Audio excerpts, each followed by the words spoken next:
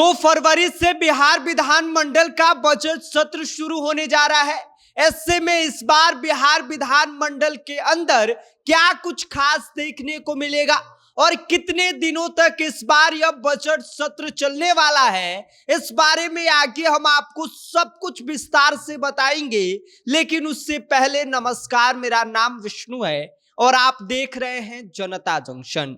बिहार की सियासत में एक बार फिर से राजनीति गरमाने वाली है, क्योंकि 2 फरवरी से बिहार विधानमंडल का बजट सत्र शुरू होने जा रहा है और इस बार का सत्र सिर्फ आंकड़ों तक सीमित नहीं रहने वाला है, बल्कि सरकार और विपक्ष के बीच तीखी नोकझोंक देखने को मिलेगी। सवाल जवाब का सिलसिला चलेगा और पूरा बिहार विधानमंडल के अंदर सियासी तेवर भी देखने को मिलने वाले हैं।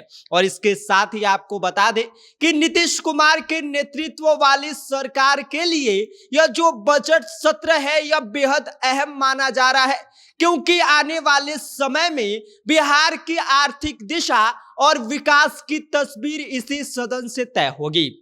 और ऐसे में आपको बता दें कि इस बार बिहार विधानमंडल का बजट सत्र जो है वो 2 फरवरी से शुरू होकर 27 फरवरी तक चलेगा। तो कुल मिलाकर 26 दिनों की अवधि में 19 बैठकें होंगी। सत्र के पहले दिन यानी कि 2 फरवरी की अगर बात किया जाए तो इस दिन राज्यपाल आरिफ मोहम्मद खान विधानसभा और विधान परिषद को संयुक्त रूप से संबोधित करेंगे। इस दिन आर्थिक सर्वेक्षण रिपोर्ट भी पेश की जाएगी, जिसमें बिहार की अर्थव्यवस्था की नब्ज, विकास दर, राजस्व खर्च और भविष्य की चुनौतियों पर विस्तार से बात रखा जाएगा। सत्र के अगर दूसरे दिन यानी कि 3 फरवरी की अगर बात किया जाए तो 3 फरवरी का दिन सबसे ज्यादा सुर्खियों में रहने वाला है, क्योंकि इस दिन वित्त मंत्री विजेंद्र प्रसाद यादव और वित्तीय सत्र 2026 और 2027 का वार्षिक बजट जो है वो सदन में पेश करेंगे। यह जो बजट है यह नीतीश कुमार की सरकार की प्राथमिकताओं, योजनाओं और आगामी रोड मैप को स्पष्ट कर देगा। और इसके साथ ही आपको बता दें कि बजट के बाद राज्यपाल का अभिभाषण पर धन्यवाद प्रस्ताव पर बहस होगी। इसके अलावा जहां विपक्ष सरकार को कटघरे में खड़ा करने की पूरी कोशिश करेगी, तो वहीं अगर 4 फरवरी की बात किया जाए तो 4 फरवरी को सदन की बैठक नहीं होगी, लेकिन 5 फरवरी को सरकार सदस्यों के सुझाव और सवालों पर जवाब देंगे।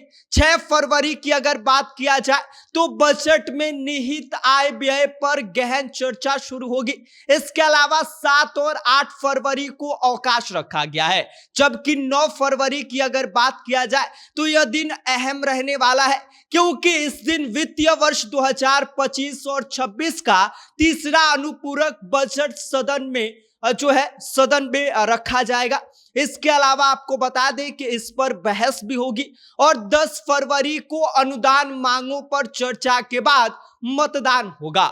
11 जनवरी को अनुपूरक बजट पर सरकार का जवाब आएगा। 12 और 13 फरवरी की अगर बात किया जाए तो 2026 और 2027 की अनुदान मांगों पर चर्चा और वोटिंग होगी।